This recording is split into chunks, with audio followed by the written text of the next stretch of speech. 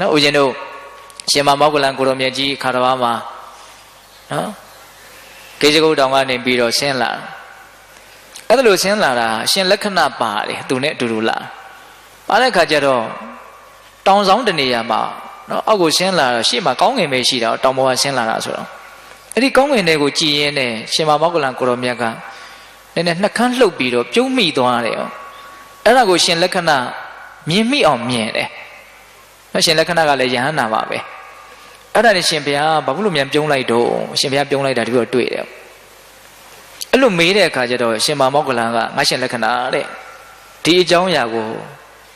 ငါကိုအခုမမေးနဲ့မြတ်စွာဘုရားဒီရောက်မှမေးလို့ပြောတယ်အဲ့ဒါနဲ့အဲ့လိုပြောတော့ရှင်လက္ခဏာကပို့ပြီးတော့စိတ်ဝင်စားသွားတာ哦အဲ့ဒါနဲ့ဦးဇင်းတို့ဆုံးခံဆုံးပေးပြီးတော့ညနေခင်းကာလရောက်ပြီဆိုတော့မြတ်စွာဘုရားထံတော်ဘာချင်းကပ်ကြအဲ့ဒါမြတ်စွာဘုရားရှိမှပိဋကတ်တွေလည်းရှိတယ်ယဟန်ပိဋကတ်နော်အစာရှိသဖြင့်အဲ့ဒီပိဋကတ်ကြားထဲမှာပဲရှင်လက္ခဏာကရှင်မမောက္ကလန်ကိုမေးတယ်ရှင်ဘုရားမနေ့ကတုန်းကဘုရားရှိကြမှာမေးဆိုလို့အခုမေးပါတယ်ရှင်ဘုရားဘာဖြစ်လို့ပြုံးတာတော့အဲ့ဒီလိုမေးတဲ့အခါကျတော့ရှင်မမောက္ကလန်ကအရှင်လက္ခဏာတဲ့ငါကောင်းငင်ကိုကြည်နေတော့မ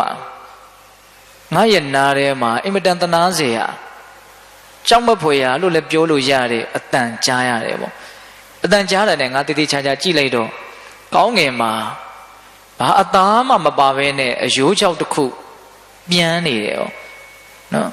သူ့ရဲ့အထက်ထဲမှာကလီစာမျိုးစုံရှိတယ်တဲ့အဲ့ဒါကိုပြင်ဘက်ကနေပြီးတော့စွန်လိုကြီးလိုအကောင်တွေကလိုက်ပြီးတော့ထိုးရတယ်ပေါ့ထိုးတော့အဲ့ဒီအကောင်ကအင်မတန်နာကျင်တဲ့အတွက်ကြောင့်သူអော်တယ်တဲ့အဲ့ဒီអော်တဲ့အတန်ကိုလည်းသူကြားရတယ်အဲ့ဒါလိုဖြစ်ပြနေတဲ့ပုံသဏ္ဍာန်ကိုလည်းမြင်ရတယ်အရှင်လက္ခဏာယဟန္တာဖြစ်တယ်မမြင်ရအောင်နော်လောကကြီးကအလွန်စမ်းကြယ်တယ်နော်တခါကြီးမိုက်များဟုတ်လားအလွန်လဲကျယ်ပြန့်တယ်ပေါ့ကိုသိနိုင်တာကတစ်ဆိုရင်ကိုမသိနိုင်တာတွေကတိမ်တန်းကြိချီပြီးတော့ရှိမယ်ဆိုတာတော့မေ့မထားသင့်ဘူးပေါ့နော်အဲ့ဒါနဲ့ရှင်မမောက္ကလန်ကအလွန်တကူးကြီးတဲ့ပုဂ္ဂိုလ်ဆိုတော့ကြားရတယ်မြင်ရတယ်အဲ့ဒါကြောင့်မို့လို့လောကကြီးမှာဒီလိုတတ္တဝါရေလို့လည်းရှိနေသေးတယ်ကိုစဉ်းစားတာအရှင်မမောက္ကလန်ကဟုတ်လားအဲ့လိုစဉ်းစားရင်းနဲ့ तू ဘာတွေးမိတုံးဆိုတော့ငါမှာဒီလိုကြီးကျယ်တဲ့ဒုက္ခတွေဖြစ်စရာအကြောင်းဘာမှမရှိတော့ဘူးဟောဒါလေးကို तू ဆက်ပြီးတော့စဉ်းစားတာသူ့မှာဒီလိုကြီးကျယ်တဲ့ဒုက္ခဖြစ်စရာအကြောင်းတရားမရှိတော့အကြောင်းမရှိဘူးဆိုမှတော့မဖြစ်တော့ဘူးပေါ့ဗျာဟုတ်လားအေးအဲ့ဒါကြောင့်မလို့ငါတော့တော်သေးရဲ့ဆိုပြီးတော့တွေးမိလို့ပြုံးမိတာတဲ့သူဖြစ်နေတာကိုသဘောကျလို့ပြုံးတာမဟုတ်ဒီလိုအခြေအနေဇိုးတွေကငါလွတ်သွားပြီဆိုတဲ့အတွေးနဲ့ပြုံးမိတာဟုတ်လားဒါကြောင့်ပိဿပေါင်းတော်ကောင်းတို့အဲ့လိုမြတ်စွာဘုရားရှေ့မှာဖြေတော့မြတ်စွာဘုရားကထောက်ခံပြီးတော့ပြောပါသေးတယ်ဟုတ်တယ်တဲ့အဲ့ဒီတတ္တဝါကိုငါဘုရားဖြစ်ခါစနော်ဘုရားဖြစ်တဲ့နေ့မှာပဲအဲ့ဒီတတ္တဝါကိုငါမြင်ရတယ်အဲ့ဒီအတန်ကိုလည်းငါကြားရတယ်တဲ့ဒါပေမဲ့လို့မယုံကြည်တဲ့လူတွေအပြစ်ဖြစ်မှာဆိုလို့ငါတခါမှမပြောခဲ့ဘူးတဲ့မြတ်စွာဘုရားဟုတ်လားမပြောခဲ့ဘူးတဲ့အခုငါရဲ့တပည့်တော်ဝကတွေဟာအသိဉာဏ်ပညာနဲ့ပြည့်စုံပြီးတော့နေကြတယ်ငါဘက်ကတက်တည်ရှိတဲ့အတွက်ကြောင့်ငါအခုထုတ်ပြီးတော့ပြောလိုက်တယ်တဲ့မြတ်စွာဘုရားနော်ဒါကြောင့်ပိဿပေါင်းတော်တို့ပြောချင်တာကရှင်မမောက္ကလန်ကိုရမြတ်ကြီးပြုံးတဲ့အပြုံးကလေးကိုပြောချင်တာငါတော့ဒီအခြေအနေစိုးတွေကလွတ်သွားပြီအဲ့ဒီလိုအပြုံးမျိုးတရားဓမ္မတို့ရောဦးဇင်းတို့ရောမပြုံးနိုင်သေးဘူးနော်အလွန်ကြီးကျယ်တဲ့အဲ့ဒီဒုက္ခတွေနဲ့ကိုယ်နဲ့ပတ်သက်မှုဆက်နွယ်မှုရှိနေတယ်ဟုတ်ရဲ့လားတိရစ္ဆာန်လေးတွေမြင်ရင်တိတိကျကျကြည့်နော်ဒါကဦးဇင်းကကိုတွေးတာတွေရှောက်ပြောတယ်တခါတလေကြတော့ဟုတ်လားတိတ်တော့လည်းမကောင်းဘူးလားတော့မသိဘူးပေါ့လေတခါလေတိရစ္ဆာန်လေးတွေကိုကြည့်ရင်လူလေးတွေလို့စိတ်ထဲမှာထင်မိတယ်ပေါ့နော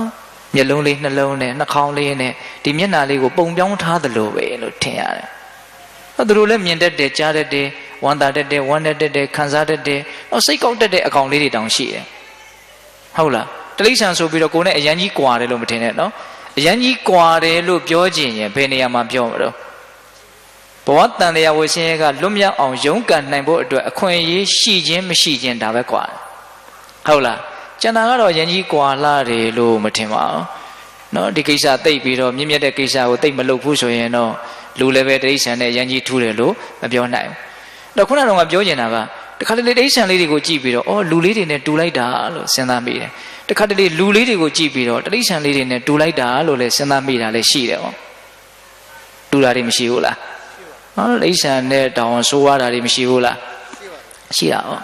ဒါကြောင့်ပိဋကတို့ဒါကတော့ကိုဦးဇင်းတွေးတာကိုပြောတာပါဟုတ်လားတရားသဘောအနေနဲ့ပြောတာမဟုတ်ပါဘူးအဲ့တော့ဦးဇင်းတို့ပိဋကပေါင်းသူတော်ကောင်းတို့မြတ်စွာဘုရားက